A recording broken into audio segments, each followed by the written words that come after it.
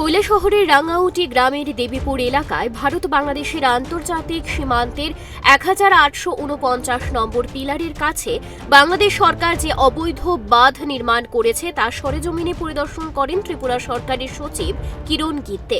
2রা ফেব্রুয়ারি রবিবার বিকেলে বাঁধ পরিদর্শনে তার সঙ্গে ছিলেন ঊনকোটি জেলার জেলাশাসক দিলীপ কুমার চাকমা, ঊনকোটি জেলার পুলিশ সুপার কান্তা জাঙ্গির, অতিরিক্ত জেলাশাসক অর্ঘ্য সাহা, কৈলাসহরের মহকুমা শাসক প্রদীপ সরকার, কৈলাসহরের মহকুমা পুলিশ আধিকারিক জয়ন্ত কর্মকার, বিএসএফের পানিসাগর সেক্টরের ডিআইজি, বিএসএফের 199 নম্বর ব্যাটালিয়নের কমান্ড্যান্ট অতুল সাইনিয়া সহ বিএসএফ এবং প্রশাসনের বিভিন্ন দপ্তরের অন্যান্য আধিকারিকরা।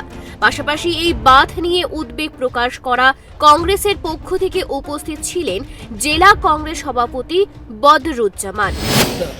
ইমিডিয়েট করে দেওয়ার জন্য, কিন্তু এখানে যে রিপোর্ট দেওয়া হয়েছে দেখা গেছে যে 18 ফ্লাডের সময় আমাদের ইন্ডিয়ার সাইডে বাঁধ ভাঙছে।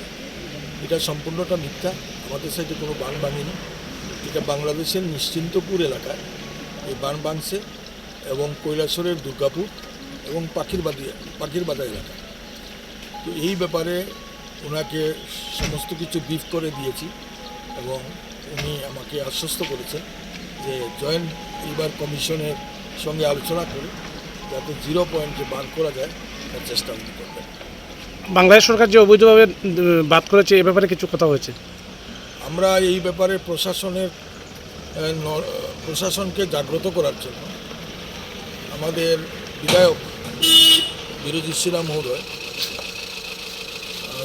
বিধানসভাতে এটা উপস্থাপন করেছেন এবং আমরা কংগ্রেস পার্টির পক্ষ থেকে আমরা বিমানবন্দরের পাশে রাস্তা অবরোধ এবং টিলাবাজার থেকে আমরা এই বর্ডার পর্যন্ত লং মার্চ করেছি যাতে প্রশাসনের নলেজে নেওয়ার এবং আমাদের এই আন্দোলনের ফলশ্রুতিতে আজকে সেক্রেটারি মহাশয় এবং ওনার প্রশাসনিক কর্মকর্তারা এখানে এসে এই বাঁধ পরিদর্শন করে। বাংলাদেশ সরকারের দায়িত্বে উপদেষ্টা কমিটি এবং তাদের অন্যান্য রাজনৈতিক দলগুলো প্রচণ্ড ভারত বিরোধিতার কারণে কৈলাসহরের মানুষকে ডুবিয়ে মারার লক্ষ্যে বিশাল উঁচু করে বাঁধ নির্মাণ করছে। এই বাঁধের বিরোধিতা করে প্রথম সরব হন কংগ্রেস বিধায়ক বীরজিৎ সিনহা। তিনি বিষয়টি বিধানসভায়ও তুলে উদ্বেগ প্রকাশ করেন। এরপরই সকল রাজনৈতিক দলের নেতা এবং সকল অংশের দেশপ্রেমী মানুষ বাঁধের বিরোধিতায় সরব হয়। মুখ্যমন্ত্রীও বিষয়টি নিয়ে দিল্লি স্বরাষ্ট্র মন্ত্রকেও নালিশ জানান। রবিবার ওই বাঁধ পরিদর্শনে যান সরকারের সচিব কিরণ গিত্তে। যেভাবেই হোক বর্ষার আগে কৈলাসহরকে বাঁচাতে এর একটা বিহিত ব্যবস্থা করতে হবে। Bureau report, Times 24। প্রেমের মরশুমে স্বর্ণকমল জুয়েলার্সের নিবেদন শুধু তোমারই জন্য।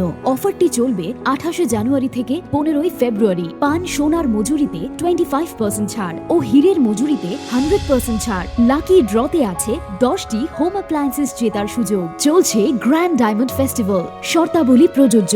আসুন স্বর্ণকমল জুয়েলার্স, আগরতলা, উদয়পুর। দোকান প্রতিদিন খোলা।